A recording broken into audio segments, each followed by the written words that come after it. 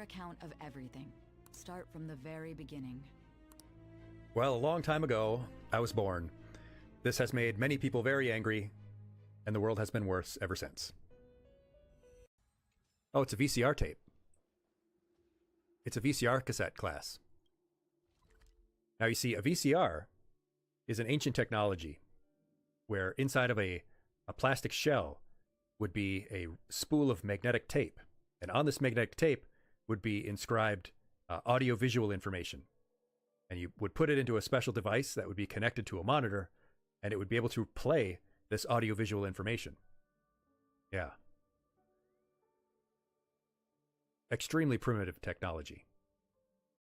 Pilgrim, this settlement welcomes all who step the holy path. May you ease your shell within, that your strength renewed can carry you higher. Can you take me higher? To the place where... I gotta stop. I gotta stop doing the early 2000s, late 90s music. It's definitely turning people off the channel. Sorry. Focus, Yang. You travel with Mr. Yang, he'll give you a thesis on everything he sees. If you have the patience to let him go on and on. March, I'm trying to be nice to my friend Welt. He's one of the people I like. You need to clam up your clam hole. Right. Hardcore! Skibbity, skibberdanger. I am the rearranger. Excuse me, what? I feel like I just got hit in the face. A skibbity, skibberdanger? How old is this game? Is this before Skibbity Toilet? I can't. Hold up. Wait. Look, the roots are coming up through the ground. That's what roots tend to do, Tingyun. Work to do. That's typically what roots do. They come up through the ground. Is everyone around me a moron? Let's do this, senpai! Oh, I'm her senpai. Why are there naked cheetah men? What? The game is not even 5 minutes old, and there's naked cheetah men. What did you get me into, class?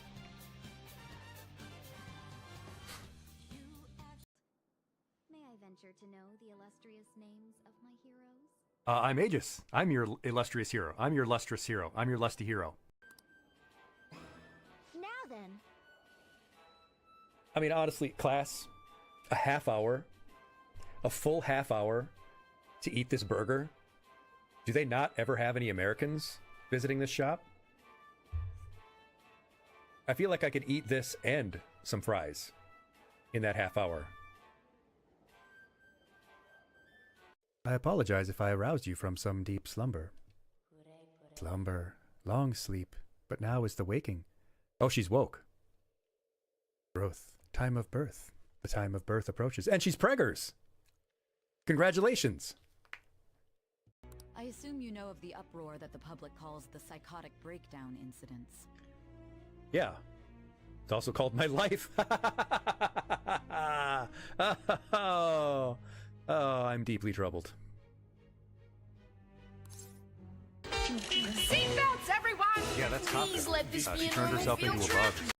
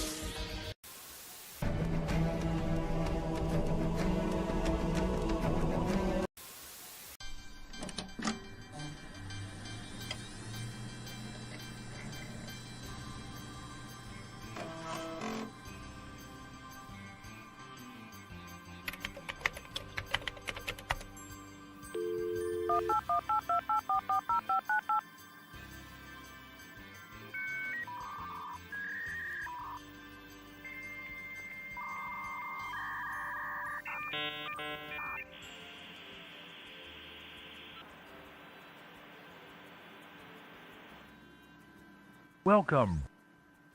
You've got mail.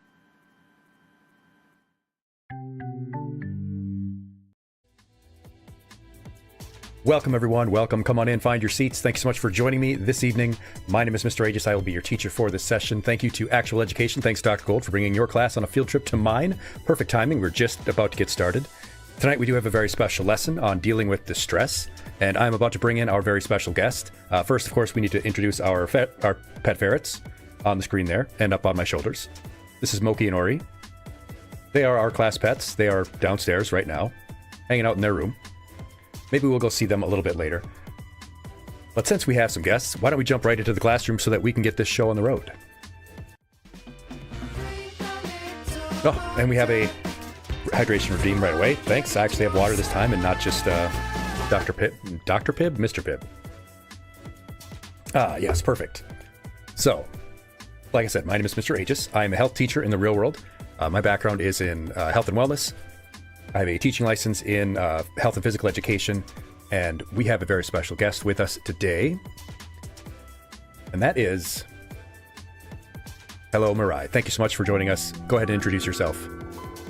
Hi guys, this is Mirai and I'm an illustrator, I'm a Vtuber, and I'm also a psychologist by profession. So yeah, it's so nice to be here. So my goal is to keep on planting kindness. So thank you so much, Mr. How do I pronounce it? Aegis? Aegis, yes. Sorry, Aegis. Aegis. Okay. Yeah, Like hi everyone. Like the shield from Oblivion, that probably nobody gets the reference I'm making. But yeah, Aegis. Okay, Aegis, okay. And thank you for our new followers. Great to have you with us. Happy to have you in our little classroom learning community. Freeze Reaper and Ampersand Box. Great to have you with us. Yes, Ralsei, more like Gaegis. I get it. Yes. Ponima gets the reference. It's the gray Aegis, the shield you get from the Fighters Guild quest line. Anyway, that's nerdy stuff. But today, it is Thursday, May 7th, 2026. We're almost halfway through May, through 2026. Good God Almighty. We're going to have our lesson, but first, of course, the classroom rules. You know them, you love them, mind them. You can use your redeems at your leisure. Do whatever you like with that. You know how used to it I am to be abused by spitballs and dodgeballs and all that kind of stuff that you have available in your class. Make clips as much as you like. I know some streamers don't like it when you make lots of clips. I don't care. Ask any questions you have. Give feedback. Like that right there. Like the gold stars. They make me feel good. Not like the dodgeballs, because that sound gives me the ick. But as we always say, you don't owe me anything. If you want to support the channel, that's great. You can use your Amazon Prime free sub if you haven't already. You've already given Jeff Bezos your money. You might as well get something out of that. You're not going to get those Bezos bucks back. But also give feedback. Let me know how things are going. And thanks for the head pats. Pat the Badger is here as well. Pick your little stream avatar, which I actually did not load in because I got distracted by a thing because I have ADHD. And that's what happens. But those will load in shortly. I'm surprised I have not... Oh, there we go. Majestically through the sky, but I can walk. They can walk. Other Pokemon can shout and shoot lasers from their... Ow! That probably sounded wild to you since you didn't have the audio. Bonked by an apple. I did get bonked by an apple right in the head. And I started singing the Furret Walk song, but you probably couldn't hear the music playing, so I probably just sounded like I was losing my mind. Yeah, it's fine. But go ahead and pick your stream avatar, your little character running around on the bottom of the screen there. I see a Ralsei. I see a... What is that Pokemon that's the giant bear with the circle on its chest? I see Susie from Deltarune. I see a Machop. Very good. Anyway. Most importantly, just follow along. Share what we do with others. That's the best thing that you can do. Ursa Ring. There you go. It has the word ring in it.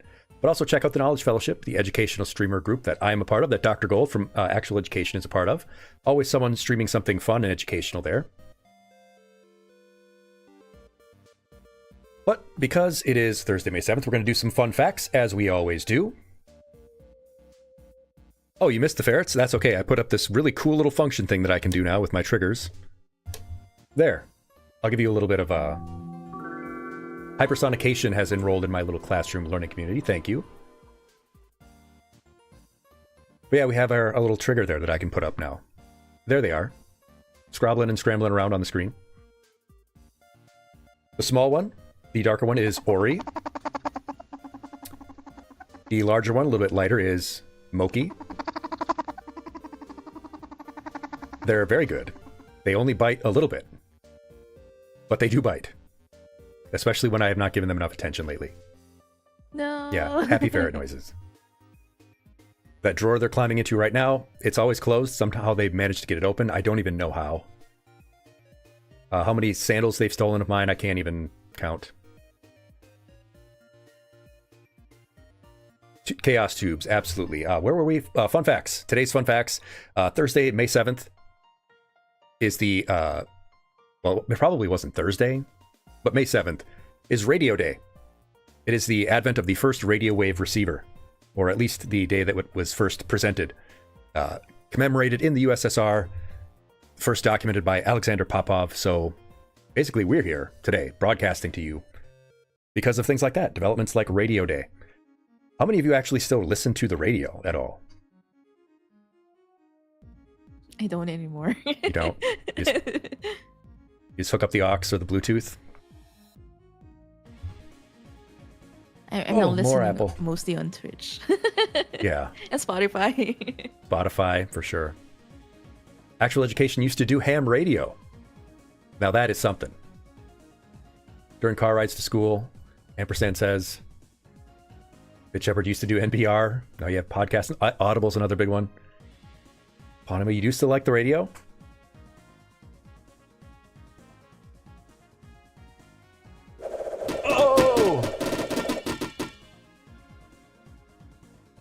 Oh, that's a sound as a PE teacher I am too used to. Get bonked again. Get bonked. I get bonked. Are you telling me a ham radioed this? Yeah. Evolution of radio. It's also World Password Day. So if you haven't changed your passwords recently, it might be a good idea to do so. We did a whole lesson last year about internet safety for young people, and you know, your password is probably not a very good one. You know, your favorite word plus the number 1 plus an exclamation point, probably not your safest, most secure way. So maybe just think about that. World Password Day.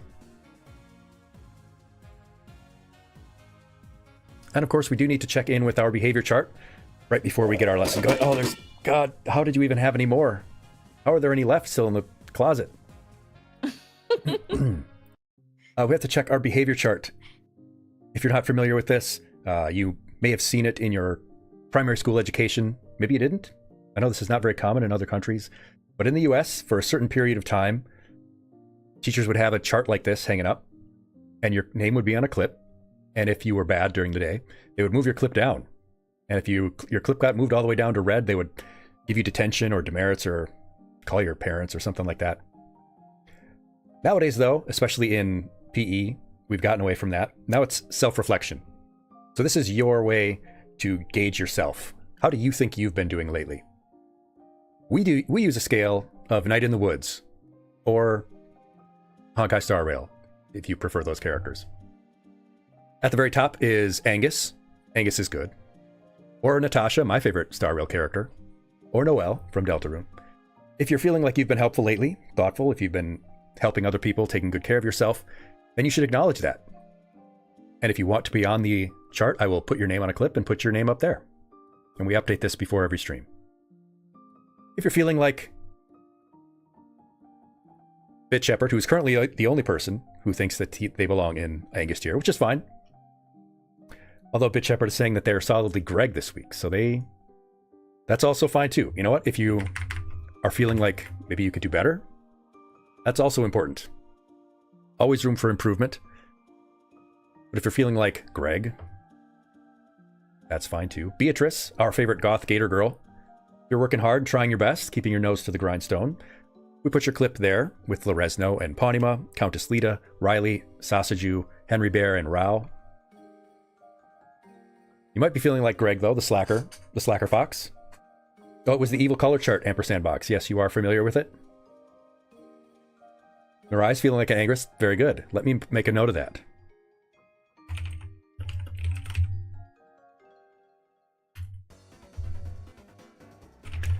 But yeah, Greg the slacker. If you're slacking off, making trouble, maybe you're like Susie. Oh, Like Karo and Ralse and Ren and Ufi and myself, I'm definitely in Greg territory lately. However, maybe you're feeling all the way down on the bottom there with May Borowski, the trash mammal herself, down there with Sampo, Dr. Philoerotica, Utopia Tree, Snowfox in the little trash can they wanted me to draw them in for some reason. Hey, that's fine. That's our behavior chart. We update that each week. If you want to be on the chart, let me know. If not, that's fine too. I don't want to pressure anyone. But before we begin the lesson proper, we do one last thing. We do a breathing exercise. Oh, I got nutted, or Deku nutted. I should always specify that it's a Deku nut, and not just that I've been nutted. I feel like that's a important distinction to make. But we're going to do our breathing exercise first. We do this before every lesson. This is very important, because we breathe really, really rapid and very shallow in the modern world, and it leaves us susceptible to stress and anxiety. We are physiologically more likely to experience stress and anxiety if we have rapid, shallow breathing. So we're going to do this exercise together. You don't have to do it. I can't make you. Maybe I am in your walls and can, but I don't want to reveal that yet. But to follow along, just sit up nice and straight. Unclench your jaw and whatever else is clenched. Roll your shoulders a bit. And then I want you to take one hand, or paw, or claw, or talon, or tentacle, or hoof, whatever it is that you have on the end of your limbs, and put it over your heart. And then take the other hand, or paw, or claw, or talon, or tentacle, or hoof, or some other appendage that you have at the end of another limb, and put that over your abdomen. So we want to feel our abdomen rise and fall. We want to pull that air down deep through the diaphragm. And to do this exercise, we're going to breathe in through our nose for 4 seconds. We're going to hold it gently for 5 seconds. Then we're going to breathe out through our mouth for 6 seconds. And when the little pink ball on the GIF goes around, we'll begin. So get ready. Here we go. And breathe in. 2, 3, 4, and hold it. And exhale, nice and slow, but let all the air out. Back around. Breathe in. 2, 3, 4, and hold it. And exhale, let all the stale air out. One more time, breathe in. And hold it. And exhale. And there we go. 3 deep breaths.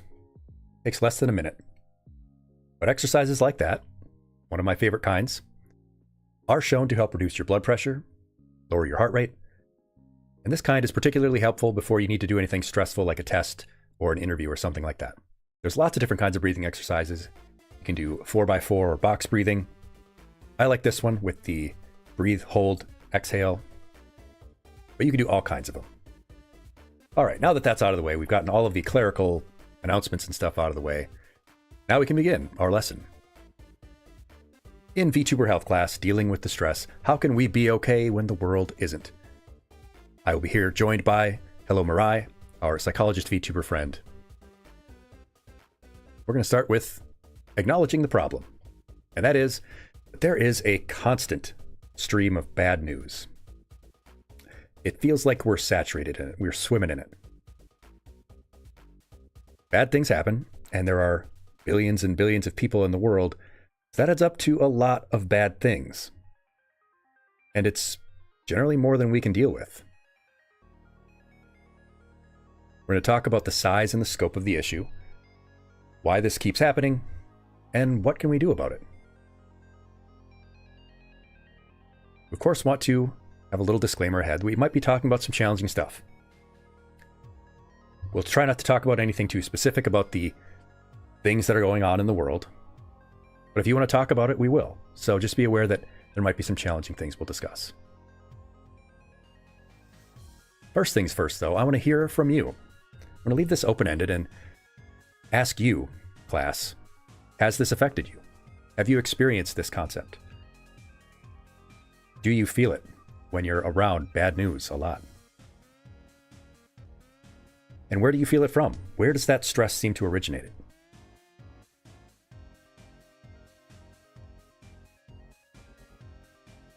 I'll be the first to announce, of course, that it is Twitter for me. That's one of my major stressors. Yeah.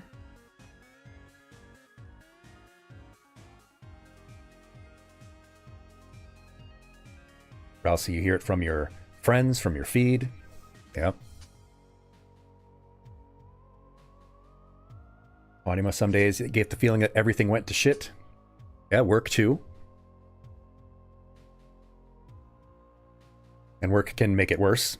That's its own stress on top of that. School apps, Strawberry and Sugar says. Hate on YouTube, yes.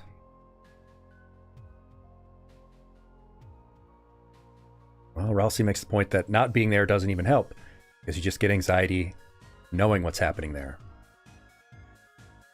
Bit Shepherd notes that reading social media first thing in the morning is a surefire way to have a bad time for them. Yeah, gonna have a bad time. So it's clear that you know what this problem is. You're experiencing it yourself.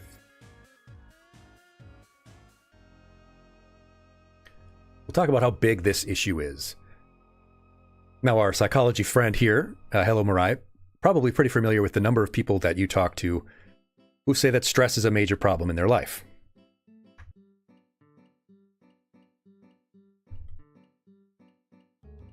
How many people do you talk to in your practice or in your daily life, your friends, who say that stress is one of the major problems they face? I think most of them. Most of them? But yeah, but the stressors varies from one thing to another. It's not like, one single source. Yeah. So it's a, yeah. You get what I mean? Yeah. I think that fits what we're talking about, is that we're sort of swimming in it. It comes from all directions, which can make it hard to deal with. Not just any one thing. Well, based on the American Institute of Stress's figures, about half of people say that they experience stress every day. They feel stressed out every day, at least once. For over half of them, they say that the news is a major stressor.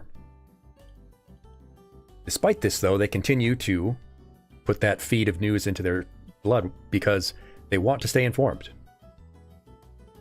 Even though that half of people who feel stressed every day say that they sometimes also feel depressed and anxious over it.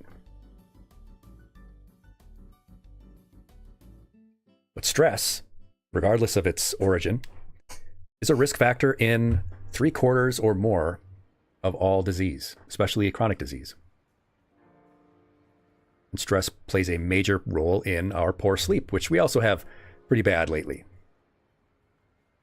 It can lead to worse nutrition. And poor sleep and poor nutrition, well, they make just about every health problem worse. Why do we do this to ourselves, knowing that it's going to give us all these problems? Well, we want to stay informed. We don't want to be out in the dark. This chart is something that really interests me, and I want to get your perspective on this, class, but also our guest.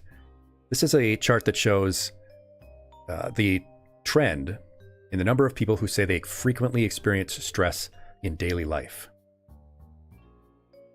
What do you notice about this this trend here, class? The solid green line being women 18 to 49, the dotted blue line being men 18 to 49, and the lower lines here being women and men over 50. What first jumps out at you all?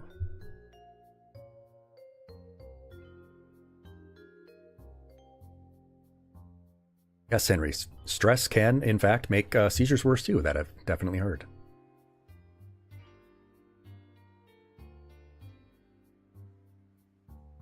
Yes, actual education. They were too stressed to even check between 2007 and 2017. Those were, that was the 2008 recession years, so that couldn't have been good either. Bit Shepherd notes younger, more stress. And everyone trending up. Was Master Kevin, your dad was stressed due to a new boss, just didn't work out well with. You go out and drink more frequently, causes blood pressure to spike. Yeah, our coping mechanisms can make things worse. And hello, Bird Baines, welcome. Great to have you with us tonight.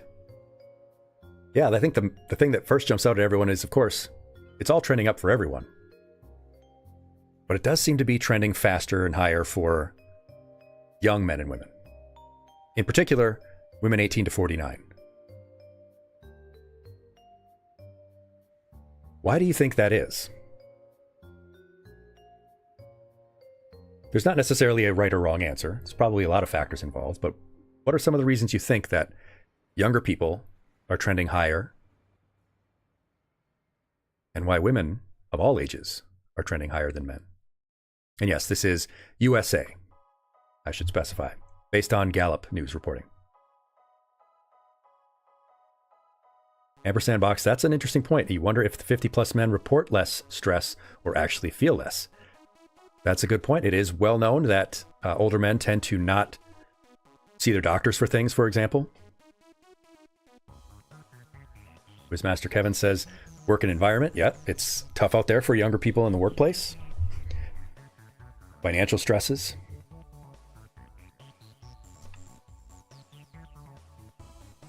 Social media and comparison with perfect lifestyles, Ponima, absolutely. Instagram, Henry points out Instagram at fault. That's a bit of the FOMO. I think that we'll talk about a little bit later. I think those are all factors that involve. And yep, actual education, 50-plus people are the only ones with homes most of the time. Yeah. They have very different worries. Yep, and as the Dragon points out, younger people aren't already set up and they're still adjusting. Yeah, retirement, stability, all major factors. That means that the young people, who are the ones who are more exposed to the stresses of social media and FOMO, those kinds of things, they've already got this sort of more serious trend upward. Doesn't seem to be getting better.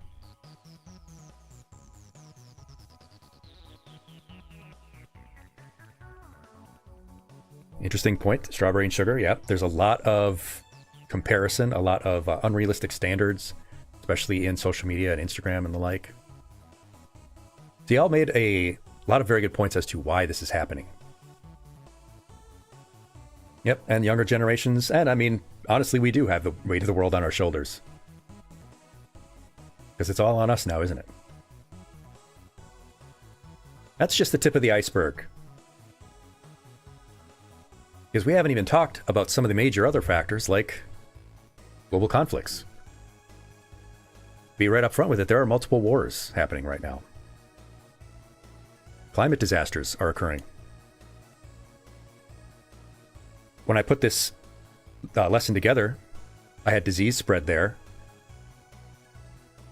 That was before the hantavirus news had come up. We see a lot of injustice and harmful laws being enforced, or laws that should be in existence not being enforced. These are all things that are very hard to see, and see them constantly, all the time. There are major challenges to our mental health. And that's why we're here. Ralsei says, it does feel like the world is burning, so how can we be okay when that's happening? Can I be excused for the rest of my life? Strawberry sugar. Unfortunately, we cannot be excused from the world. We do still have to live here. Unlike the boomers who will be gone soon and leave us hanging with the bag. Anyway. I know. We do have to bear that weight. What's that, Cowboy Bebop? You're going to carry that weight? Sorry, I'm a anime weeb boomer in that case. That's all old stuff for me. Don't worry, I know Cowboy Bebop. That's my era. Good, because I might actually sing the theme song if things get too depressing. But we need to ask ourselves, is this new? Is this a new thing in the world, or is this just the way it's always been? Things have always been bad. There's always been bad stuff in the world, but is it worse now, I think? Perhaps, maybe. Does it feel like things have always been broken, but they're just accelerating? Or that the stakes are higher, maybe?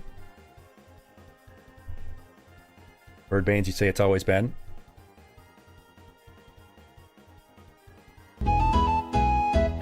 I'm not going to sing For It Walk again. You can redeem it but I'm not going to sing it again. I sang it once. Okay. Other Pokemon can shout and shoot lasers from their mouth, but I can walk. They can walk. Yeah, sorry. Everyone has their own problems, yes.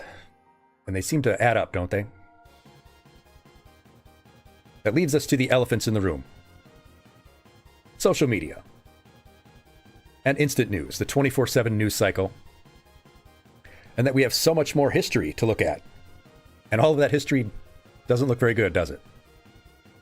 If we look back and compare the things that are happening today to historical precedent, doesn't seem to have worked out for them. So I would agree that it is not new, but it might feel like it's accelerating. Because we see news from all over the world all the time. Drink a little water. I'm thirsty. Yes. We can't just tune out, though, like the 70s, the hippies would do. Turn on, tune out, whatever. But we have to talk about social media. We got to talk about the algorithm. Now, the algorithm is a fickle mistress. It hasn't really done anything good for me, not as a VTuber at least. Has the algorithm been friendly to you? Hello, Mariah. What was that? Sorry. Has the algorithm been friendly to you? I think it was so harsh on all of us, I guess. It's really hard to like catch up with the algorithm. So yeah, I feel you. I feel all of you guys. Well, the way that the algorithm works, well, it doesn't work for you. It works for the people who make it. Yeah. And it involves gambling. In fact, many of these social media sites, apps, hired psychologists to teach them how to get people hooked. To teach them what's going to get people coming back. Let's go gambling. Exactly. They taught these apps, these websites, how to manipulate people's behavior through feedback. Keeping that feedback variable and measurable. That is, different ways that you could be interacted with, but that could always be measured. You could see how many likes and shares and retweets, how many reactions you got, how many new followers you had. And they give you little bits of different types of color or sound when it happens. Instant dopamine hits. That exploits your brain's task reward system.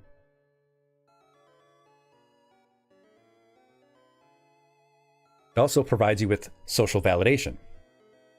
We all want validation, and this gives you external feedback. It gives you the sense that real people are paying attention to you. Even if more and more these days, 50, 60, 70% of them are bots. People crave belonging. And so if you feel like real people are responding to you, you feel like you're a part of the crowd, at least. But even negative feedback can validate you. This exploits our natural desire for a place to belong. Thank you for that follow, Popa2VT. Hope I said that right. Thanks for enrolling in our classroom learning community. So by the gambling aspects, it's exploiting our task reward system. Through social validation, it's exploiting our desire to be a part of things. And yes, Birdbanes, absolutely. People get gratification from negative feedback, like rage baiting. Or even just making someone that you think is a bad person angry. If I see someone say something really dumb, and I say that they're really dumb, I may not necessarily be rage baiting, and the only attention I'm getting from that person is negative, but I'm still getting feedback. I'm still getting some kind of validation. Someone is seeing me. Someone is seeing me exist and acknowledging me. Exactly. Trolling is an art. That really ruffled my gimblies, or however it went.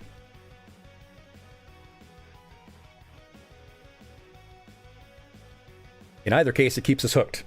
Because whether good or bad, It's tailored. It's engaging. It exploits our desire to be relevant. My jimmies are rustled. With the Gorilla Munch gorilla on the box. Yeah.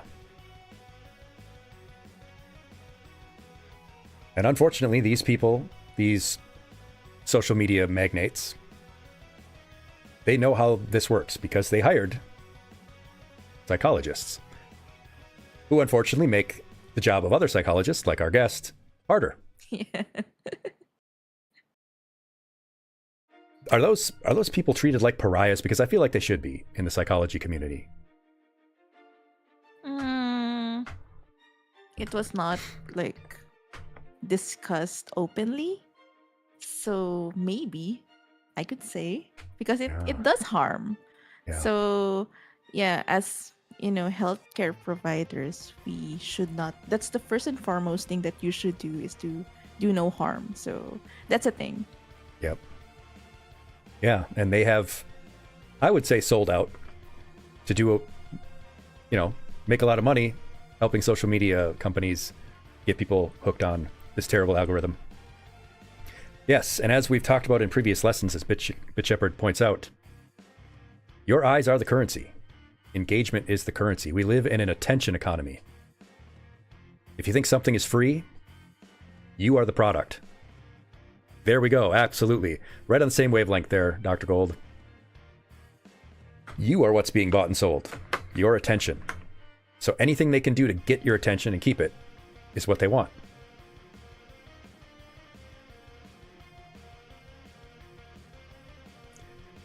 Unfortunately, all of that validation you think you're getting, more and more isn't real. I touched on this earlier, but all these blue bars here, this was from last year. This was the real versus bot interactions on various topics on social media. An average of about 20% were not real human interactions. So last year, and keep in mind the problem has only gotten worse, 1 in 5 of your interactions on social media would likely have been with a robot. Not even a real person you were dealing with. Up to half, almost, if you were talking about the elections.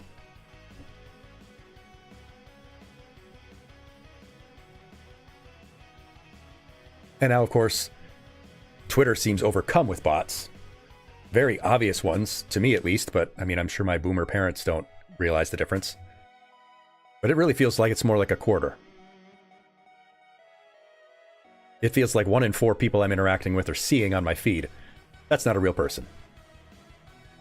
That's an AI-generated profile picture with a bot-generated text designed to make me angry. And not angry about things that I would enjoy being angry, like someone saying Sunday is not the best character in Star Rail or something like that, but making me angry about something that really matters. Like if you want to come out and say that the new Star Fox looks ugly, okay, we can argue about that.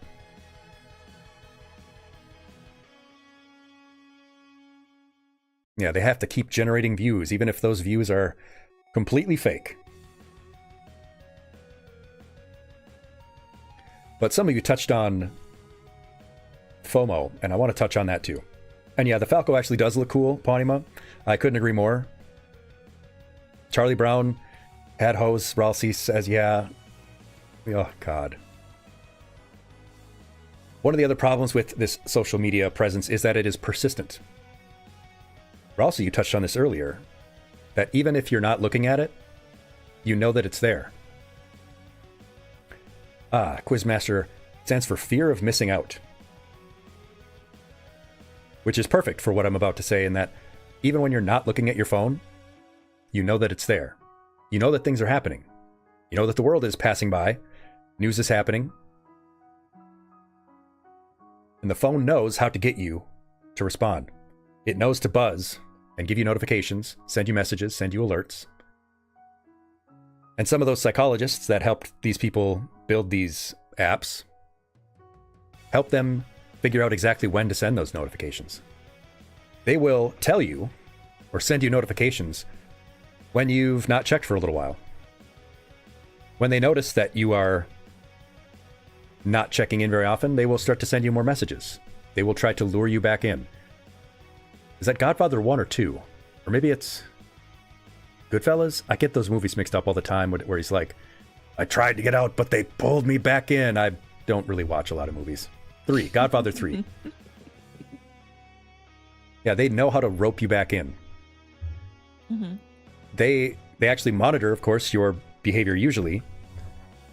And because they're tracking everything you do, they might know exactly when you're in class, when you're at work, when they can send you a notification and you're in a position where you could check it. God, shouldn't have been called The Godfather. It's the worst. It is very creepy. I couldn't agree more. If you think that it's creepy that, you talk about something with a friend and then you start getting ads for it later on, if we really dug into how social media is tracking us and how they are working overtime to keep us addicted, I think that we would all be pretty disgusted.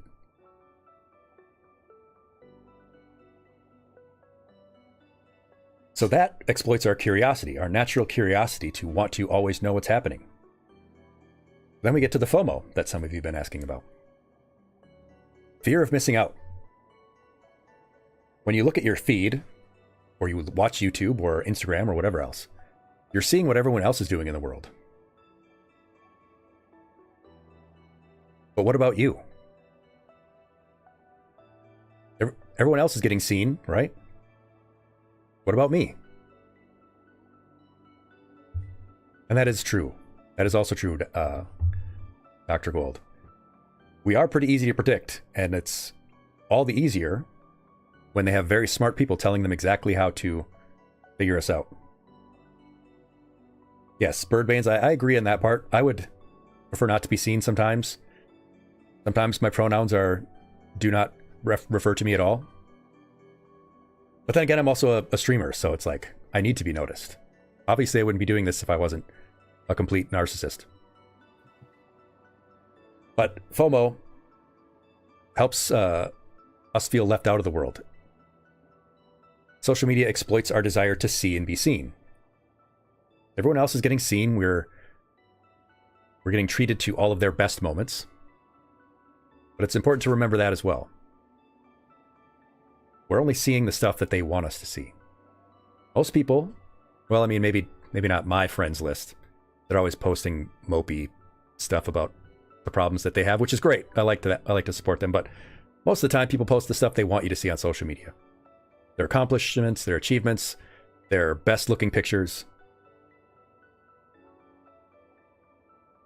But as one of the greatest tweets of all time said, we was not supposed to know this many people existed, let alone they thoughts. Which is what ties us back to our overall point. There's just too much stuff to take in. We don't have unlimited bandwidth to think about, to process all of the things that are happening in the world. I agree, Ponima. It's one of my favorites.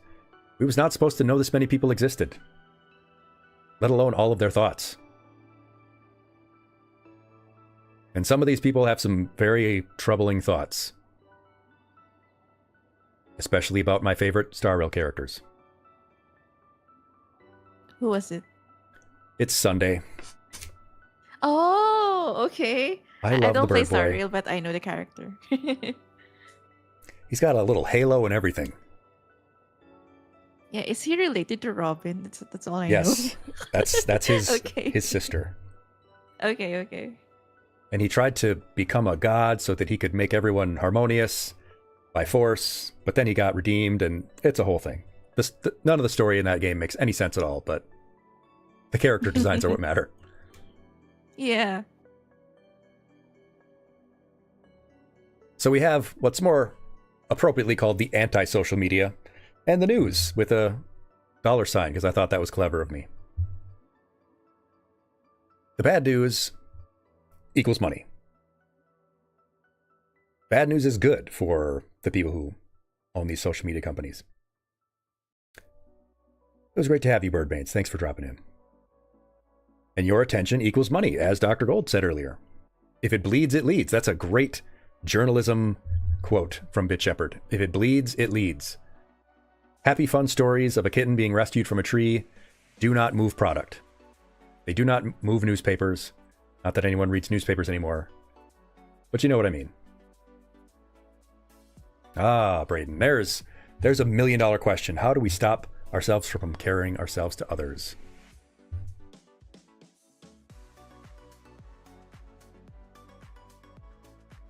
Well, the stuff that I had in our general social media lesson is, number one, to make sure that you understand the person you're comparing yourself to is probably not the actual person.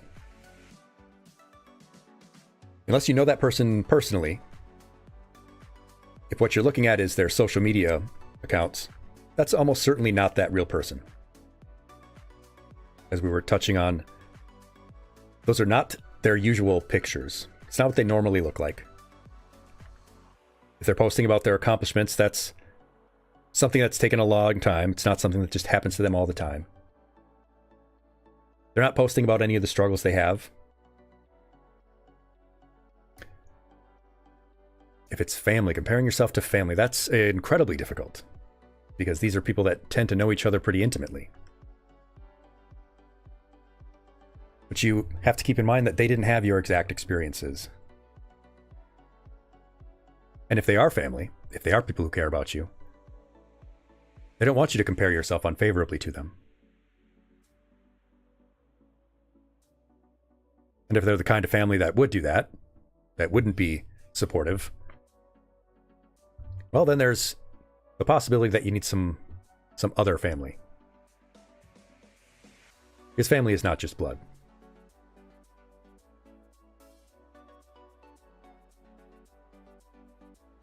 But it is hard to stop comparing ourselves to others because how do we know how we're doing? Well, we need to keep that focus internal. We need internal motivation rather than relying on the external validation.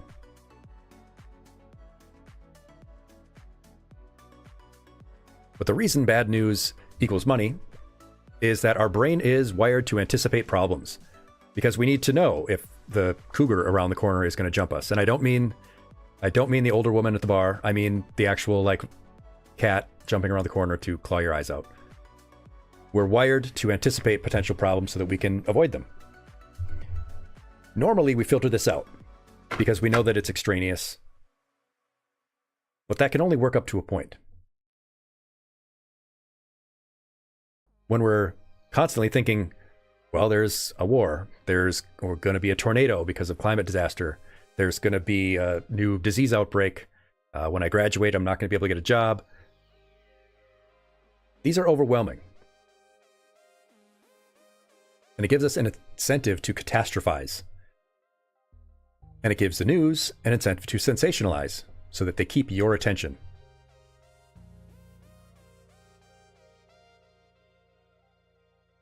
Who benefits from this?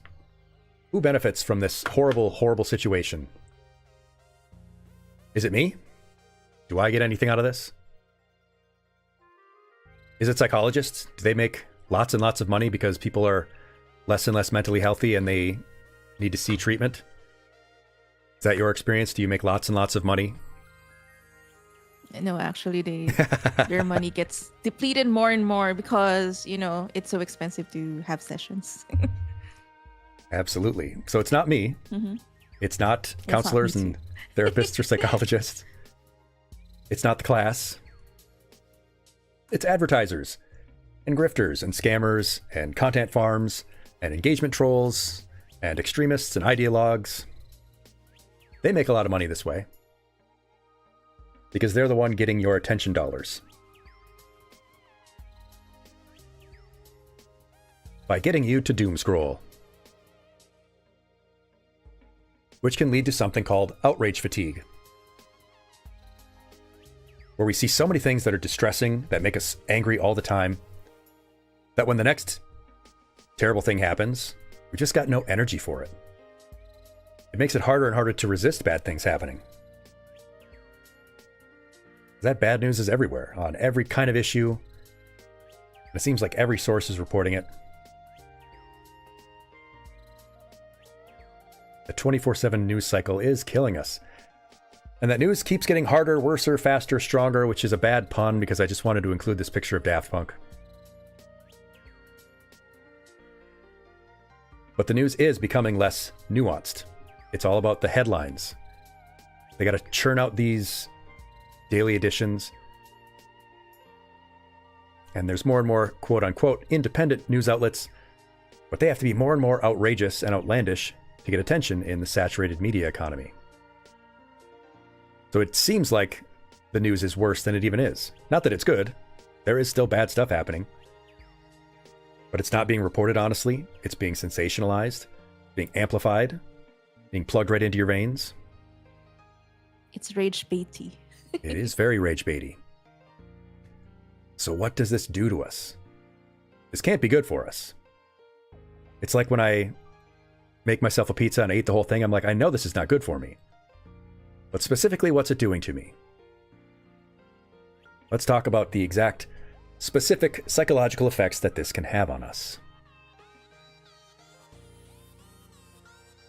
The first set that I have listed here are withdrawal and isolation and a sense of helplessness. There's a specific concept related to helplessness that I think Hello Mirai might be able to elaborate on a little bit more. That being, of course, learned helplessness.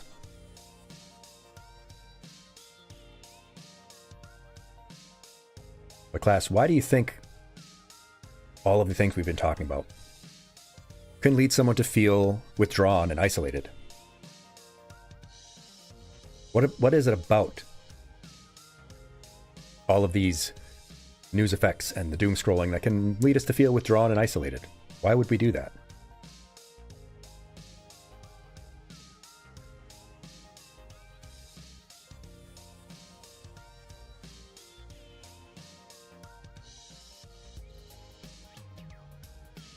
For me, oh yeah, Braden Levy says, the world is online. Being away from the online means away from the world. Yeah. Protecting ourselves. Ralsei says, if there's a good chance the world will end in nuclear hellfire in the next few months, why bother trying? And that's kind of going into the learned helplessness. If it feels like you're trying lots and lots of things, but it never works, why bother? What good's a degree if there's nothing left? Well, it looks good on your wall. Mine look great on the wall. Yours will look great there too. Not on my wall. We have not met. But that master's degree will look great on your wall, Ralsei.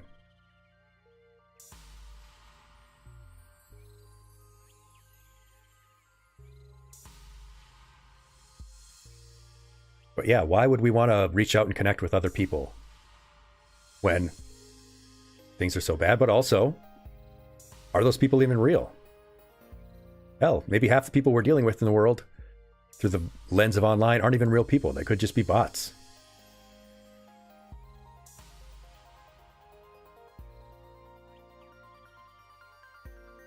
The other set of things that it can lead to is executive dysfunction, which is not a very well understood thing by common conception.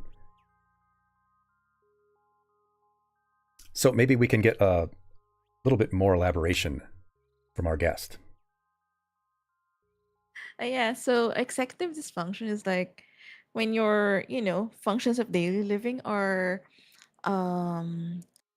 disturbed or debilitated. That's how we used to describe that. So if, for example, when you sleep, are you having trouble with your sleep? Or whenever you eat, do you have any concerns with eating?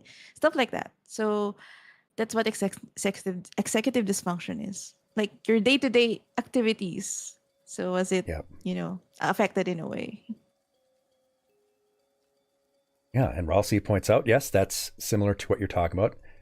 When you need or want to do something, but you can't bring yourself to do it and you don't really know why. Yeah, and that's something that makes it hard to distinguish with things like ADHD. They're very overlapping concepts. I'm still learning about ADHD. I was not diagnosed until I was an adult. So I grew up not knowing why I had those problems. But I think we can all understand why anxiety might be a problem we face from all these saturations of bad news. Makes us worry about those things. And depression, unfortunately.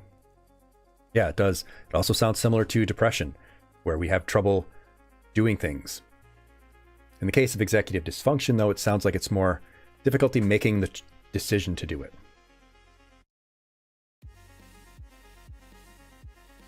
And I think we're all feeling a little bit fatigued and having a little bit of trouble sleeping lately due to all those problems. I certainly am. Irritability. Yeah, I'm pretty irritable at work most of the time. Feelings of frustration. Often vague feelings of frustration because we feel like we can't do anything. There's nothing we can do about these problems. They're bigger than us. Even if they're just too big for us individually. But we'll talk about that later. Some of you, if you are familiar with different trauma responses, you might be familiar with the concept of vigilance or hypervigilance. And that being exposed to some of these troubling problems can kind of make us integrate more vigilance into our life, which makes us look out for and thus see more of these problems because we're looking for them. We're trying to avoid them, so we're looking for the problems.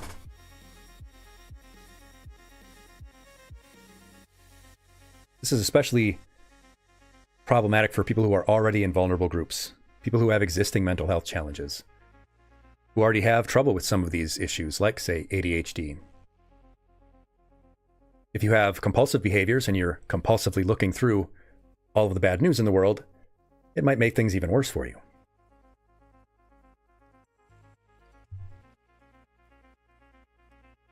But there's one specific concept that I am not familiar with, but we want to talk about specifically with regard to trauma.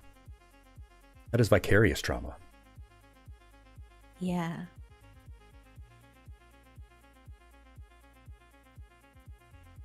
So related to things like PTSD, some of you may be familiar with, vicarious trauma. A little bit different. Mm-hmm. Let's go ahead and let us know a little bit more about what vicarious trauma is and how it differs from PTSD. Yeah, sure. So vicarious trauma it's also called second-hand or secondary traumatic stress or vicarious traumatization. So it's slightly different from PTSD because PTSD is more like you get to experience the traumatic event or incident firsthand. Like you experienced like the earthquake itself or the war stricken, areas you've been there and stuff. So that's PTSD. And CPTSD is more like how would I put it? Worse version of PTSD. It's more like a prolonged version of PTSD. That's CPTSD. It's complex PTSD. So vicarious trauma is more of a second-hand source. You get the traumatic experience or feeling from another source. So, and I think that's related to what we're discussing right now, is that we keep on like absorbing all the news in the world, all the things that's happening in the world, and even from your friends and even from your family or even from like anyone aside from you.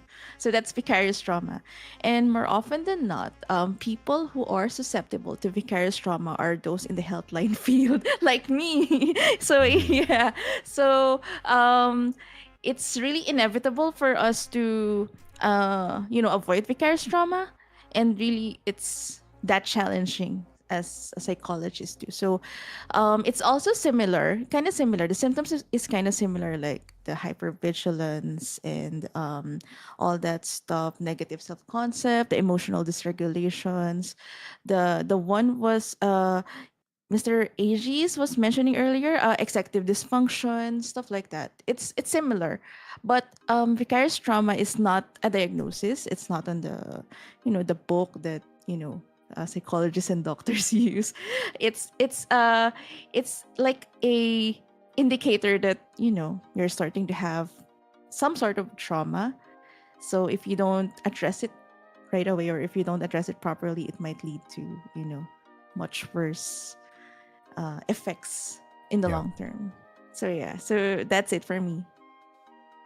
Yeah, and it's like in many cases your brain doesn't really know the difference between two things. It doesn't really know the difference between, did I experience this or am I experiencing it vicariously? So you can have some of those same those same troubling symptoms. And I'm glad you mentioned that it's something that can often happen to people in the healthcare field, because that's very related to the next thing we want to talk about. And that's compassion fatigue. This comes out of research on nurses, and it relates to a loss of ability to nurture. Refers to, from the study, quote, the deep physical, emotional, and spiritual exhaustion that can result from working day to day in an intense caregiving environment. Now, of course, that can happen to anyone. It can happen to caregivers, but it can also happen to all of us if we're very compassionate people, if we feel things deeply for others that are suffering. But it specifically relates to a dysregulation of empathy. Because there are two ways that our empathy can express itself. It can become empathic concern, which is compassion, which is related to positive feelings, our love for other people, our desire to help other people, our motivation to help and improve society. Or it can lead to empathic distress, which is very negative feelings, stress about it, burnout, withdrawal from those situations that we keep seeing, non-social adaptations. With chronic empathic distress, the negative form of it, the dopamine levels within the brain that mediate reward and motivation get depleted. So the part of the brain that rewards us for things starts to run out. It starts to give us burnout from compassion. And yes, Braden, sometimes we can feel both. And I think it's a balance of which one is winning out. One of the quotes from the original research kind of struck me because it says, the expectation that we can be immersed in suffering and not be touched by it is as unrealistic as expecting to be able to walk through the water without getting wet. Yes, we will inevitably feel some of the suffering of other people if we feel compassion for them. We're not going to be able to avoid that. What we want to try to do is make sure that it's in a healthy, adaptive way. That we feel empathy for other people, that leads us to compassion and doing what we can to help without becoming so immersed in it that it causes us undue suffering.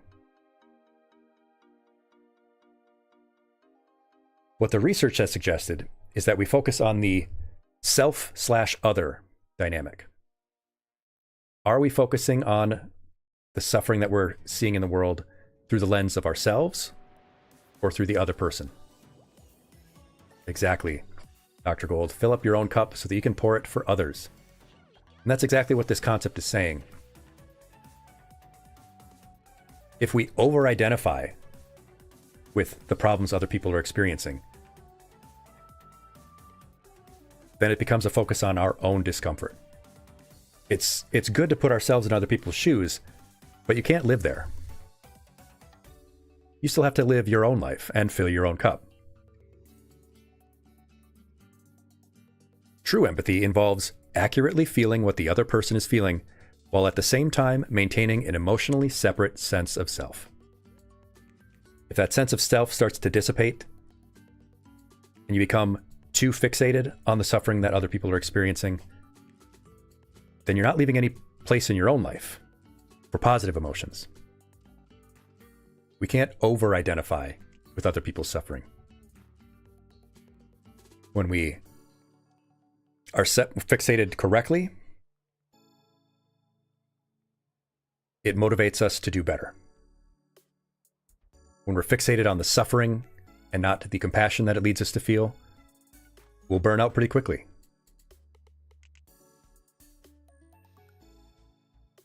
Compassion, one way or the other, is an emotional regulation strategy, because we can't help but feel things for others. And there are people who have mental health issues where I don't think the term psychopathy is still used. I think it's sociopathy. I think that they're not used anymore. As of the last DSM-5, I'm not a psychologist, so I don't know, but there are disorders people have where they don't have the capacity to feel these, but that's rare. Most people do have an innate ability and can't help but feel some kind of compassion when they see suffering in others. So it's an emotion. It's in a way for us to regulate that emotion. But are we focused on ourselves or are we focused on others? And how can we do that? How can we stay focused on helping others? Well, there's methods that people use. People who have to deal with a lot of distressing things. Historians, archivists, aid workers, photographers, journalists, people who have to frequently be in and around tragedy. How do they do this? How do they manage to stay mentally well, maintain their mental health when they have to experiencing this stuff a lot? Well, let's talk about the methods they use, the best practices they use to help mitigate the effects of having to be in and around that much suffering. But I do want to warn you, there is one difficult image that I will show, and then we will not show any after that, because I don't want to get too into that. But the first thing we'll do is we'll take a brief break so that you can get up and move around and stretch out. Because sedentary behavior is also a significant cause of mortality. And if you get up and move around every hour, you can reduce your all-cause mortality by about 30%. So every hour, we want to take 180 seconds, that's just 3 minutes, to move around, get a drink of water, use the restroom, wash your hands if you use the restroom, because 1 in 3 people don't wash their hands after they use the restroom. That's disgusting. Don't be that guy. It's time to fill your literal cup.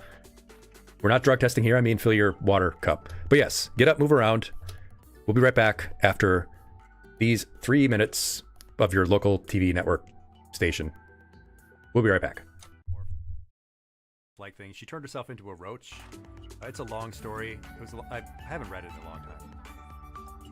Okay, so I was worried about your unwashed hand, but now I'm worried that everyone here knows who I am. Nah, brother, it's Kapoor. Need to know basis, and Roy need to know. Okay, good. I don't want to come pick up the soup or fix them for the SDN. Cool. You gonna wash before you do that? Nah, bro, I never touch hot thing. Just touch my pants and underwear only. Oh no! Please wash your hands. Please wash your hands, buddy. And don't show me that. Don't show me the humping motion. You show me again. I don't think I got it. Oh. Rosary cannon. Are you freaking kidding me? I get a gun? They gave me a gun? This changes everything. Now I can defeat the evil with the power of friendship and this gun I found.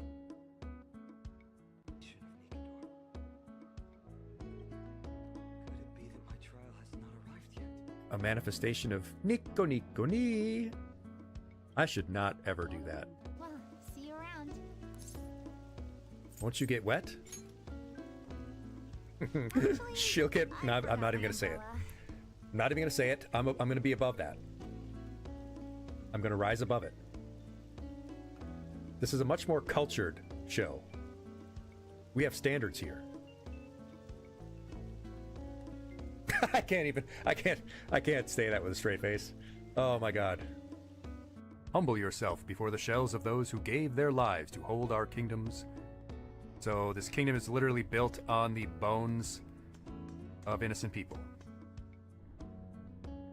So kind of like America.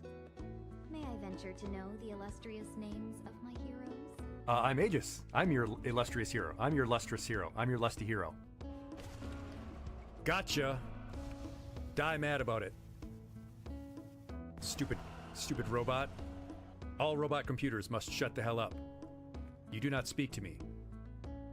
I do not converse with a kiosk. I am a divine being. You are a machine. You do not speak in my holy tongue. Specifically, it targets the respiratory system. Your nose, your throat, your lungs, it gets all up in there.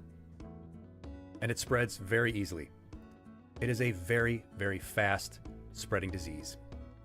It spreads easily and quickly, just like your bench. Oh God in heaven. You know, Team Cherry, I've really been defending your difficulty. But what you did there is completely inhumane. Bug aim, whatever. I'm not just a pretty face, you know. You aren't even a pretty face. Got her.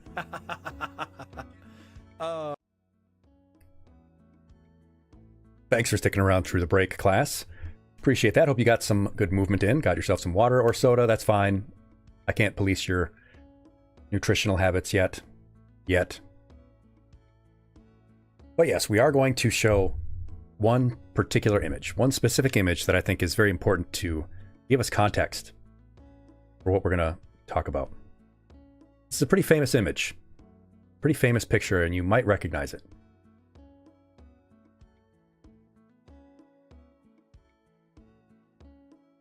Some of you may have seen this image before. This was on the cover of Time, a photo by a photographer named Kevin Carter. And this photo won Kevin Carter a Pulitzer. One of the most famous images of a war and famine in Africa. Of this starving child with a vulture sitting next to it, waiting. It is one of the best photos of one of the worst situations. Yes, Bit Shepherd. This is a very difficult image, but it was a very important image for people to see. And it did lead to an outpouring of support. I think it's important to note that this child survived and ended up making it to an aid station.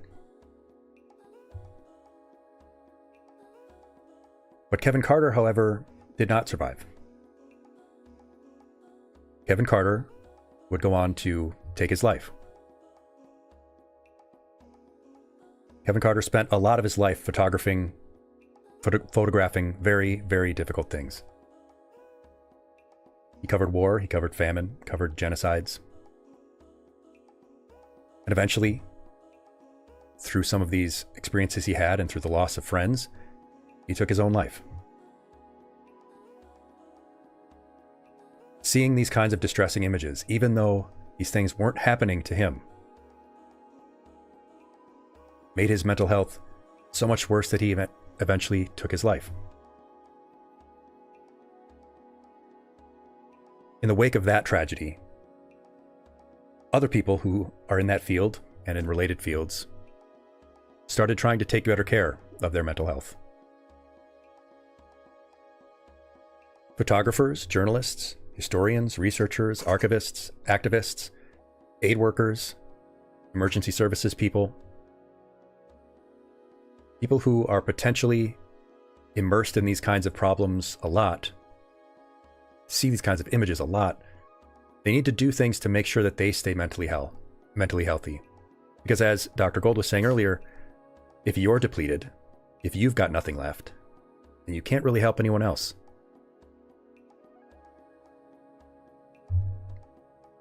Sometimes these people have to see them up close and personal. And there are high rates of mental health disturbance in these populations. But if they work for good people, they are taught to employ self-care techniques. So what can we learn from them? We'll talk about some tactics, but I want to mention one other concept, something that I know I've seen people struggle with because I was in the military, and it's something that often happens with soldiers, but can happen to any of us as well. And that is the concept of moral injury. This one might be something that you haven't heard before. Moral injury refers to a deep moral wound in people who have witnessed or failed to stop something that violates their core values. It isn't something that's talked about a lot, so I wonder, Mirai, is it something that has come up for you that you've heard of or is talked about when you were in your training? Not much, really. It isn't something we talk about a lot. Which is important to cover, I think, because a lot of people are feeling things that are similar. The common reactions to moral injury are feelings of guilt, shame, and anger. Why I think this is relevant for us as the general population and not just as soldiers potentially, is that it can be common in people who have experienced community violence, in healthcare. Anytime that you are making decisions that affect other people's safety or survival, they talk about the 4 specific ways that this can manifest. Either commission, where you are either made to do something that's against your beliefs. Omission, where you fail to act within your beliefs. Witnessing, which is seeing or learning about such acts. Or betrayal, the sense of betrayal you have by the organization or trusted others that you work with or for that should not have done these things. This is relevant to us because many people feel complicit.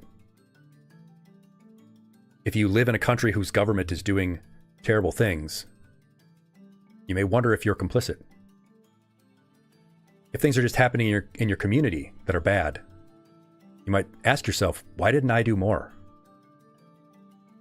How much responsibility do I bear for the fact that there's a lot of homeless people in my neighborhood? You can leave people feeling stained. You can feel ashamed of themselves, of their communities. They might feel betrayed that their leaders have done some of these things. It's hard to reconcile, especially when there are periods of war and conflict. Doesn't necessarily mean that every person who has distress has suffered a moral injury, but it's something to keep in mind. Because if you do feel some of these things, if you do feel guilt and shame, that doesn't necessarily mean you've done anything wrong, but it does mean that you care. You wouldn't feel guilty about bad things that are happening in the world if you weren't a caring enough person.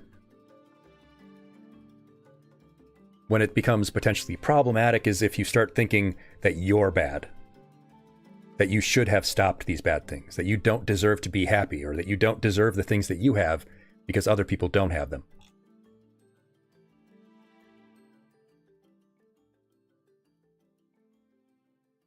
So take a break, take a breather. As we just took a few breaths, we'll move past this, but this is a good time to reset yourself because we're going to talk about what we're going to do, what we will do, not what we should do, but what we will do. And the first thing is to stop blaming ourselves. Maybe we could be doing more, but we can't fill others from empty cups, and blaming ourselves doesn't help them.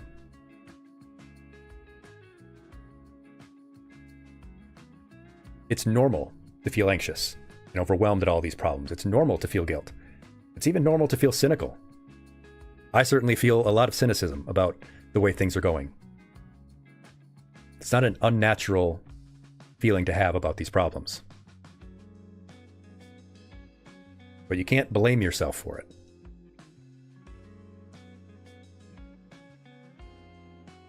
That only helps the people who are making money off of this. They want you to be cynical. And cynicism, Braden, is usually related to pessimism, where you don't trust other people on instinct. You see things as usually, by default, being bad. You have a pessimistic outlook on things. That can be normal.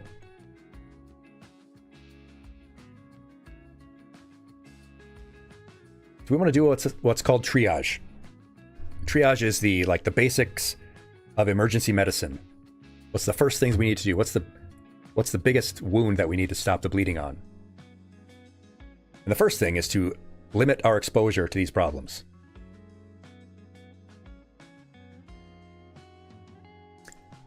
Number one is frequency. We're going to do frequency, duration, and intensity, which is, if you're into working out, that's exactly the three things we talk about in exercise.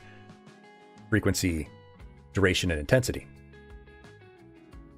Just on our phones, very often people will check their phones 175 times a day. That's a lot. That interrupts other things that you could be doing or thinking about. You could be thinking about something good or positive or working on something, but instead you're interrupting it just to inject another little negative headline into your head. You're working on something, maybe you're drawing, maybe you're writing something. You get a notification, so you check your phone and, a missile has been fired. Okay. And then you go back to writing or drawing or whatever. It just had to inject that little bit of negativity into your day. And yes, Empress, doom scrolling is generally bad. 15 years ago, people were spending about 75 minutes a day on news. I wonder what it is now. I don't have those figures, but I'm pretty sure we're spending more than an hour and 15 minutes thinking about and looking at the news. And since most of the news is bad, that's an hour, 2 hours of your day, of your limited time on Earth, spent looking at terrible, terrible news. And horrible, horrible people getting very, very rich.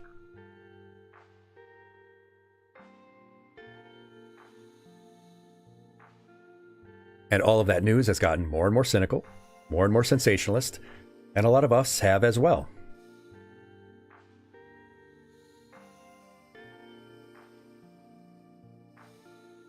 So our first 3 triage actions are to commit to checking our phones less, only opening them intentionally.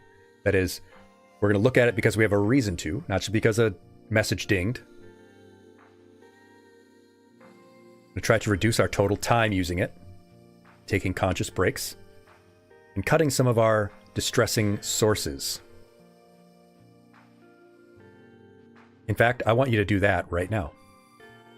We're going to take an instant action. I want you to open up your app or browser or whatever social media you use, whether it's Twitter, and if it is Twitter, you should be using this instant action on this first. But wherever you're getting your news or doing your social media activities, I want you to open it up. Take a look at those follows, your timeline, your bookmarks, or whatever, and I want you to get rid of one. I want you to unfollow one source that's adding to the noise in your life. Not me, obviously. If you follow me on social media, you have to keep me. Say that.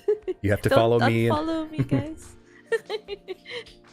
To follow me and Mirai. But I want you to, and it shouldn't take long, open up your app, scroll a little bit, look to something that is giving you some kind of bad news, some kind of negativity, and I want you to unfollow it or block it. Trust me, you're not missing out because there's going to be many other sources in your timeline. Trust me. Find one and get rid of it. Do a little housekeeping.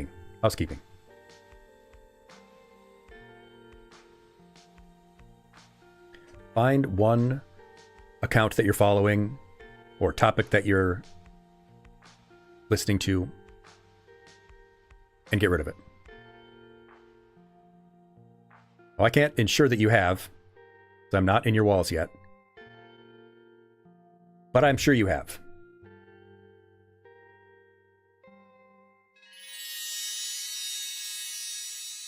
Absolutely. Because we want to set boundaries. We're going to use the stop method. Stop method stands for situations first. Oh! Thanks for the hearts and stars. We want to be more intentional about when we use social media. So we're going to be more intentional about when and where we use it. What situations are we going to use it in, and what situations are we not going to use it in? What situations, give me one off the top of your head, class, should you not be using social media in? Give me a time during your day, your week, where you can easily commit right now that I will not check social media. Boredom, before bed, in bed, all great answers. Braden Pawnee, my bitch shepherd. The bed is for what? 2 things, class. If you've been here for our sleep lesson, what is the 2 things that bed is appropriate for? There are only 2 things. Sleep and sex. Sleep and, well, exercise, I guess, counts. Those are the 2 things. It's not where you should be eating, not where you should be watching videos. Be resting and relaxing, so to speak. Yeah, also in the classroom. Yeah, not using social media in the classroom. Maybe during meals. Might be an easy way for you to limit your duration right now. Commit that you will not check social media while you're eating. You can still watch videos. I know most people have to have a video on while they're eating. But don't check social media. The more situations you limit yourself in, that's just a little bit less social media you're getting in your life. Yeah, if you're talking to a real human person, you're talking to a real human being, do not open your phone. That's bad. That's just bad social behavior. Don't do that. Might also want to try to put a limit on your time. Some apps you can use to limit yourself where it only allows you to scroll social media for however long. I don't like the idea of having to add another app or like change the settings in my phone to do that. So recently, and I posted about this, when I start scrolling, I tell myself that I have to stop as soon as I see a beautiful woman. And given the amount of Persona and Honkai Star Rail accounts that I follow, that happens pretty quickly. I'll be scrolling and scrolling. Oh, there's a beautiful, beautiful woman. I gotta close. Not because I have to go do something else, but because that's just the way I've decided to trigger myself to stop. It's like clicker training, but for... Never mind, I shouldn't go there. But also figure out the order of things. Make sure your priorities are in order. What will you do before you check social media? Will you make sure that your homework is done before you check? Will you make sure that your laundry's done? Are there things that you will make sure social media never interferes with? Think about stop. Situations and times and the order of things that you want to do and your priorities. Yes, Henry Bear, there's nothing weird, nothing odd about that at all. Totally normal.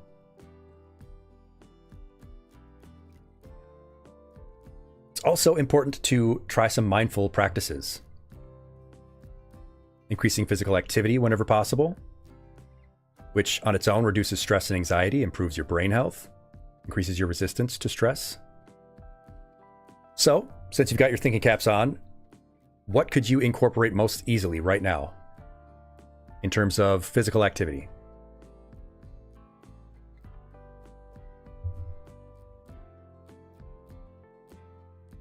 Could you do what we did earlier and make sure that you get up and move around every hour of your watching a stream? That might be pretty easy for you to do.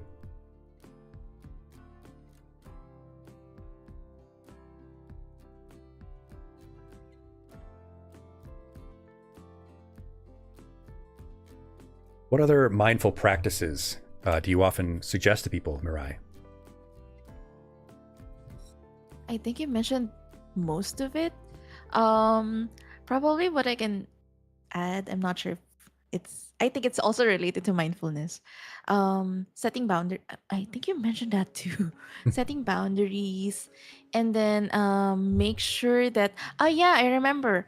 Make sure that you don't use your gadgets or anything that has screens on it like 1 to 2 hours before you sleep, because it also disrupts your your sleep wake cycle. So make sure to not use your gadgets. I've read a study where like the smaller the gadget, like the smaller the screens you are looking on to, the more it emits blue light, which disrupts melatonin. So I think everybody's aware that melatonin helps us sleep, right?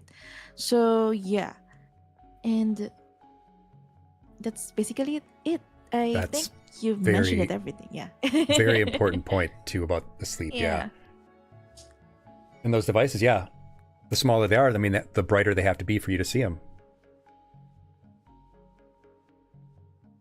Yeah, because sleep, I mean, I'm not a therapist, but most of the people I talk to who have health issues, they talk about how they don't really have great sleep. Is that also your experience, that sleep is sort of a really early indicator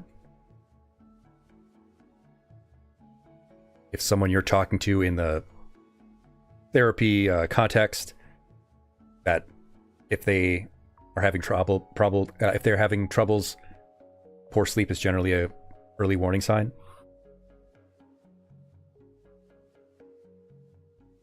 That's at least what I've heard from people that do any kind of mental health counseling, is that if you're having poor sleep, it can be an early warning sign of your stress issues. But beyond some mindful practices and getting some physical activity, something that is considered best practices is to try to offset bad news. If you do have to see bad news, or if you're just trying to stay informed and you keep up to date with all the terrible things happening, make sure that you're engaging with good news, seeking out some positive influences. Because you have to consider that being involved with or seeing all this bad news is exposure. It's exposure to something harmful. It's like being exposed to harsh sunlight. You want to engage in something else that's more meaningful and satisfying, something that makes you happy. So if you have to look at the news to stay informed of the events of the day, what could you do afterwards? What could you do afterwards to try to mitigate that problem?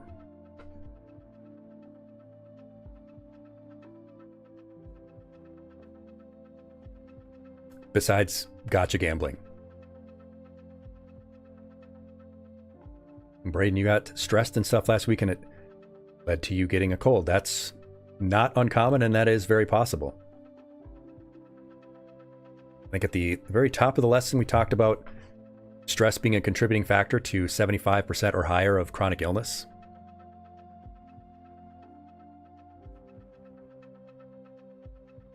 Because we don't want to cut ourselves off. We still want to see what's going on in the world and stay informed.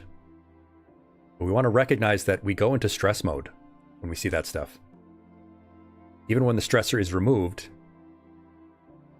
we haven't necessarily returned to homeostasis. Anima suggests taking a shower, cooking something you enjoy. Very good options. Getting out and touching grass is always good.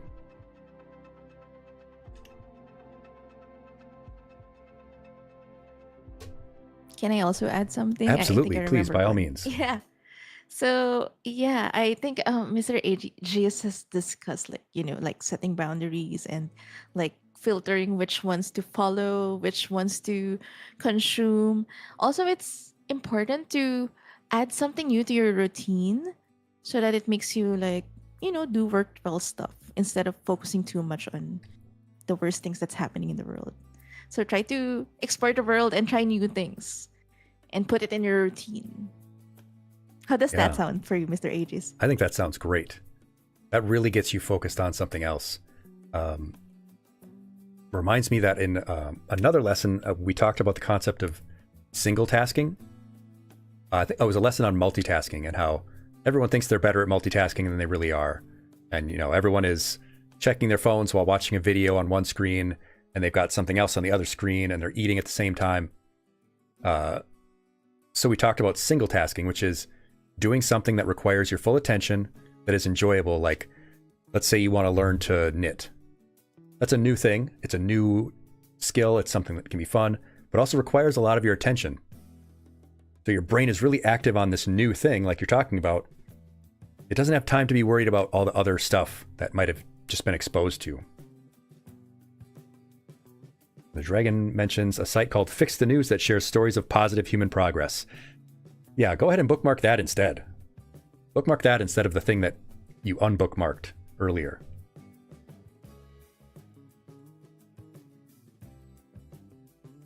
Oh, I had the ferrets on the screen because that's something that I do when I'm stressed. I can just play with them for a little while. That helps.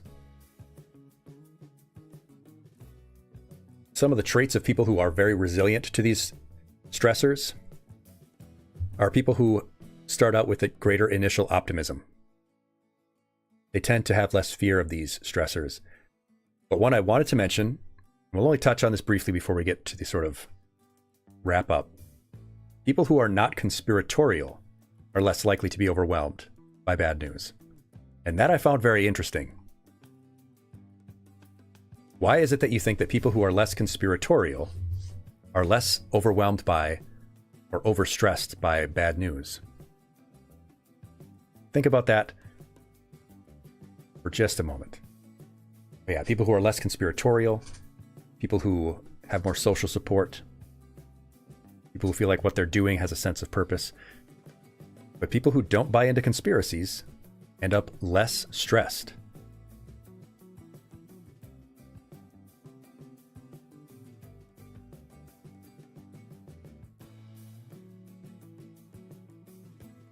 What does conspiratorial mean?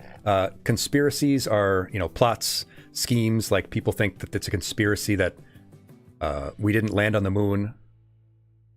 They thought it was all a hoax. Conspiracies like the Freemasons run the world, or what are some other ones that Area 51 is hiding? The Earth is flat. People who always think there's some kind of shady thing going on. Bit Shepherd points out one. It's that conspiracy brains assume that there's some kind of intentionality behind every bad thing. That they're all connected somehow. Yeah. Conspiracy theories generally, Empress, yes, are bad.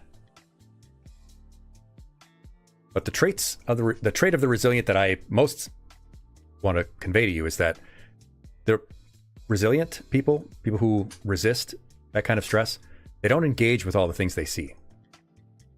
They block and they move on. I block, basically everyone. If I see someone say something stupid, I will just block them.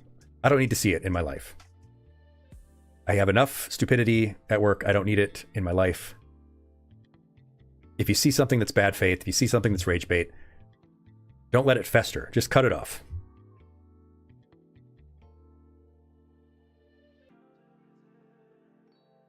There is a video, though, a brief little video of a man you might know.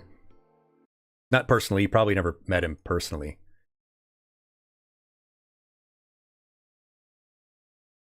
We'll play this little clip from one Fred Rogers. My mother used to say a long time ago, whenever there would be any really catastrophe that was in the movies or on the air, she would say, always look for the helpers. There will always be helpers, even just on the sidelines. That's why I think that if news programs could make a conscious effort of showing rescue teams, of showing medical people, anybody who is coming into a place where there's a tragedy, to be sure that they include that. Because if you look for the helpers, you'll know that there's hope. Very excellent advice from Mr. Rogers. There will continue to always be bad things happening in the world, but there will also always be good people who are out there trying to help and do something. And it can be very helpful to focus on those too. If this does start to overwhelm you, though, it's okay to ask for help too. With some bullet points that Mirai put up here as well.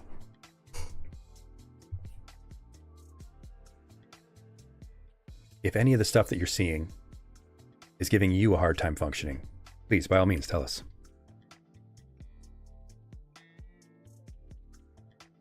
Contact your support system.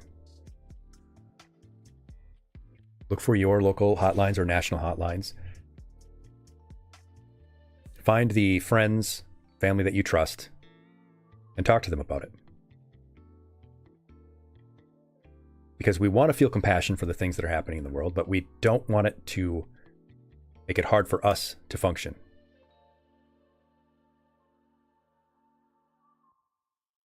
Doing something can be very hard. It can be very hard to be one of those helpers that Mr. Rogers was talking about, right?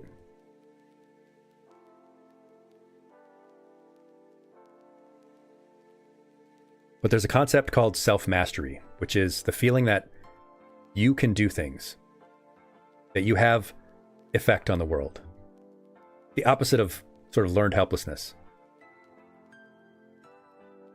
Not everyone can be involved in civics. Not everyone can be involved in community initiatives. Not everyone can be involved in doing anything that has physical effect. Sometimes the best we can do is offer our emotional and social support. But there's still lots that people can do. It's just a matter of finding what ways work for you. What ways that you have time for, what you have the energy for. Because it's the opposite of isolation. And it makes you feel like you're a part of the solution. And related to this is a great quote. Because I also want to emphasize that just living your life is also an act of rebellion against this isolation. The quote says, "The less you eat, drink, and read books, the less you go to the theater, the dance hall, the public house, the less you think, love, theorize, sing, paint, fence, etc., the less you express your own life, the greater is your alienated life. The greater is the store of your estranged being." The more that you allow this atomized life to separate you from others, the easier it will be for you to be kept isolated.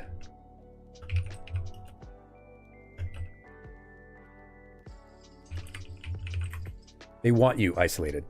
They sell you individualism because they know that only together can we make a difference.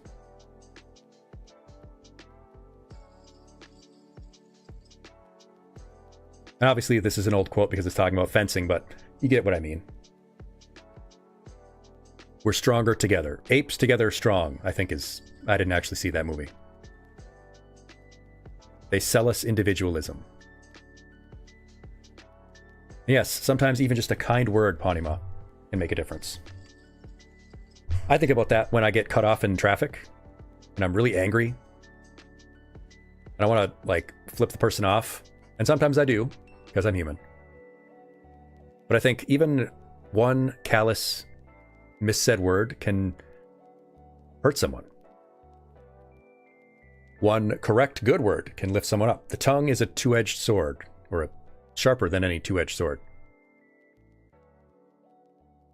You make a nasty, snide comment to someone, maybe they did deserve it.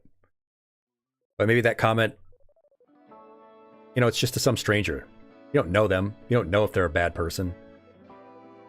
But they're having a rough time, and that comment weighed on their minds, and they're late to their job interview, and they don't get the job, and they can't pay their rent, and their life spirals out of control. It's not your fault that happened, but you didn't have to do that.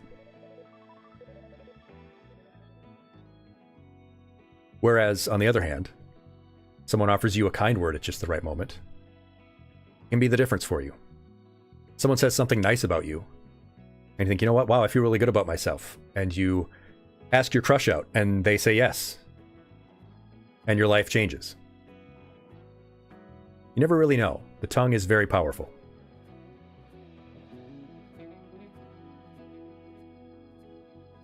We're not going to read this all out, but I just wanted to sort of give a visual idea of the fact that there's tons of stuff out there that you can do to be involved, to be a part of things. Some of these things don't even involve leaving your house.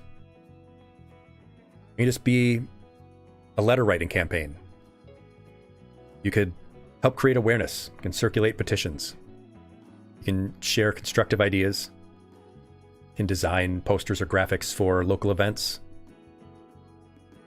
If you are capable of different things, you can maybe be a part of a walkathon or do a community cleanup night.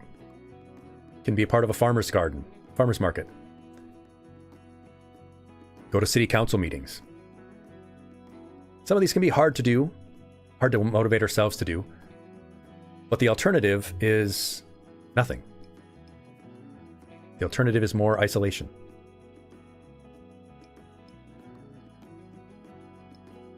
Obviously, society needs to do better, because we live in a society, unfortunately, We should be funding mental health services so that wonderful psychologists like Hello Mirai can actually get paid for their work and be able to help people. Be funding more educational programs, teaching people emotional intelligence, media literacy, all kinds of things that we should be doing, including media and tech oversight, because those are not well regulated, are they?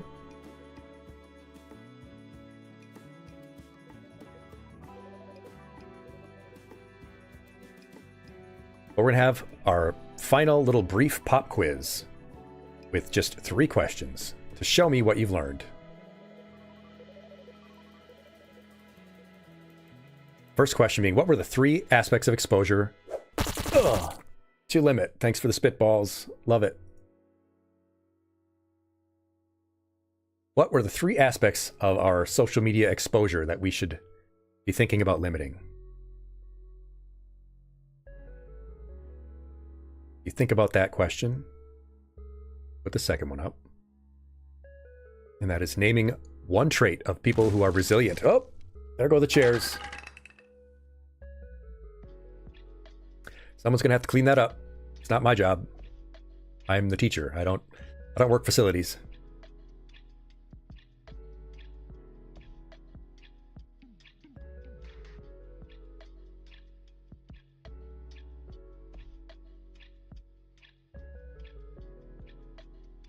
For the 3 aspects, we related that to exercise.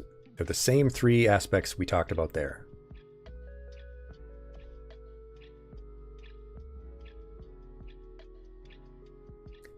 Ponyma's got 2 of them. Ponyma's got 2 of them. Frequency, volume, and...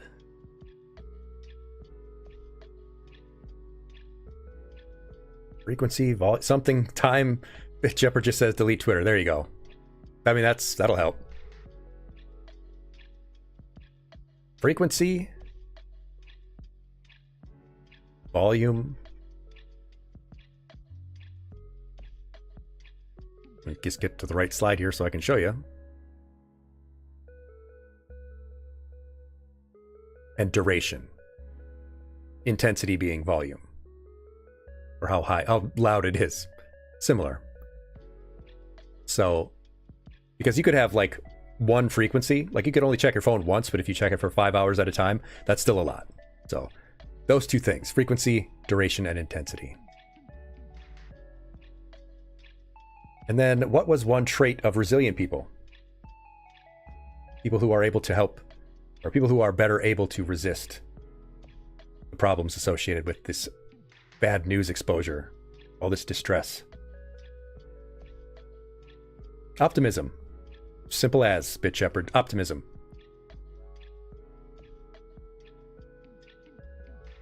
One of the others, of course, being not conspiratorial. And lastly, more freeform. Scenario. Your friend, we'll call them AJ, seems troubled after some terrible news came out. And it has affected them, and you see that it's affected them in some of the ways we've discussed. What might you tell them? What might you suggest for them? This is your practical portion.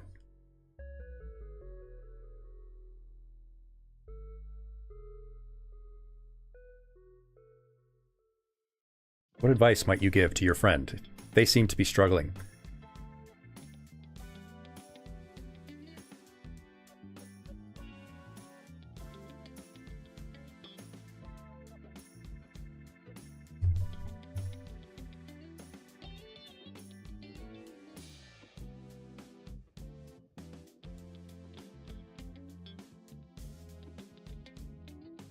A lot of little bits of things you could tell. Anima suggests taking some time to take care of themselves, doing an activity they enjoy and stuff. That would help get their mind off it. Would help get them some positive emotions going. Give them some distance from the events. Very good.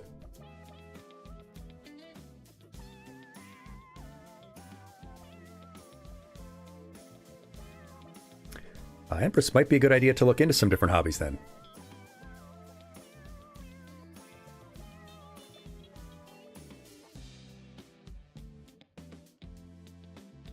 You could suggest to them to start limiting some of their follows, trimming their social media, curating their feed a little bit better.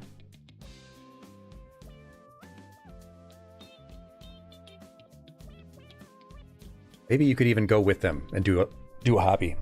Your friend is feeling affected by bad news that's come out. Maybe you could help them by taking them somewhere to get their mind off of it. Watching something positive.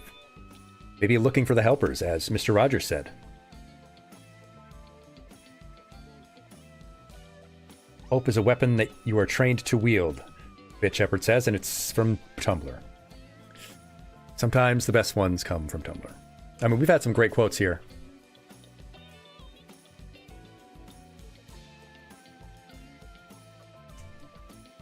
About attention being currency and such. Yes, very good. Very good, class. It seems like you paid attention, which pleases me.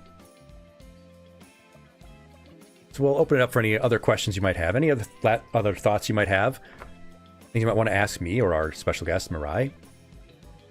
But I think you did a great job. That's okay. Rao has to clean up the broken desks and stuff. Generally. Yippee! Yay! You did a great job, class. I'm a chaotic guest. I threw the chairs at Mr. Aejis. But you all did such a great job. Here is your certificate of completion for our Dealing with Distress lesson. If you would like our little PNG of this, I will put your name on it and send it to you in the Discord, which I'm sure will be linked shortly, as we do for all of our lessons.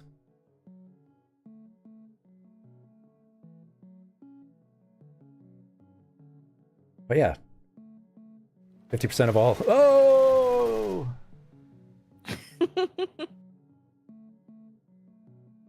I will get you yours, Henry Bear. I'll just make a note to myself.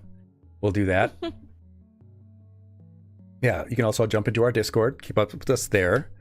Follow us on the socials instead of following all those other terrible things. Yeah. And yes. Makes sense, yeah. Mirai should tell us all where we can find them and see their streams. Yeah, wait. You can follow me on Twitch. So that's twitch.tv/hello_Mirai. You can also follow me on Twitter or on X, whichever you prefer to call it. It's at Hello Mirai Art. So yeah, just follow me, guys, and let's have a great time together. Absolutely. Now, because we started this a little bit late, we won't have a game section after this. Our next lesson, I think I might do our self-talk lesson. I think it might be a good idea to do that, because that's something that we, I think, continue to struggle with, and I think it's been about a year since we did it. But we'll talk about self-talk, our automatic comments and thoughts about ourselves to ourselves, where we're constantly, frequently running ourselves down, talking down about ourselves every time we make a mistake. But if you have other suggestions for lessons that you would like us to give, by all means, let me know. Tell me about it, and we'll maybe talk about that lesson. Previously to this, we did our cannabis lesson because of 420. So we don't have any specific physical health lessons coming up except for our summer health lesson, where we'll be talking about staying safe in the summer weather, if you're in the northern hemisphere at least. Keeping yourself physically safe during summer activities. But we'll continue to play Persona 5. On Tuesday will be our next session. No, wait, it's only Thursday. Tomorrow. Yeah, tomorrow and Saturday we'll play Persona 5. And maybe we'll pull for... When does the Tribi banner go up? Some of you probably don't play Star Rail, so you don't know what the hell I'm talking about, but we'll play some Star Rail 2 and we'll gotcha gamble. But anyway. Some of my community here, I think some of them are here. They do play HSR. So nice. Yeah. Nice. Don't worry. Good. Hopefully I didn't come off completely out of my mind. But this has been a very good lesson. I'm very happy I was able to give this one this year. I think it's something that's especially prevalent right now. There's a lot of bad stuff happening in the world. It's tough. It's hard to deal with. Yeah, it is. But there's a lot that you can do, and there's a lot that you can do to help other people. And if you help other people, it makes you feel good. It gives you self-mastery. I continue to relate it to when you teach someone something else. If you teach someone how to do a problem, it helps you understand that problem better. So if you apply yourself and you're able to help even one other person that's struggling, it makes you feel like you can make a difference. It diminishes learned helplessness, gives you a sense that things aren't so bad. Because if even I can help people, and I'm not a great person, I'm kind of a jerk sometimes, not the smartest person in the world, but if even I can help people, then I know that there's even better people out there doing a lot to help. And I certainly appreciate all your comments, class. We have an announcement to make. Stop bullying! Yes, there's my negative self-talk right there. Teach a man to fish and he can escape his wife. Yeah, fish fear me. Okay. Women fear me. All beings on the earth fear me, or however that meme goes. It's phenomenal. But we're going to take our field trip. And let me just see where we should take our field trip to. Ooh, Countess Lita is up, and she's probably going to bed. I don't like encouraging people to stay up late when they're already streaming for like 8 hours. It's like, go to bed. What are you doing? Get some sleep already. It is well past sleep o'clock for most people, but that's our friend. That's our buddy. So we'll go take a field trip to Countess Lita, a Dracula-themed vampire VTuber that we love and is playing Star Rail right now. So we'll take our field trip. Thank you so much for following. Thank you so much for joining us this evening. I appreciate it very much. Check out Hello Mirai. Check out Actual Education. Check out TKF. And we will begin our raid to Countess Lita. Be good out there. Get some good rest. We will see you all next time. Take care. Yeah. Bye, guys. Bye.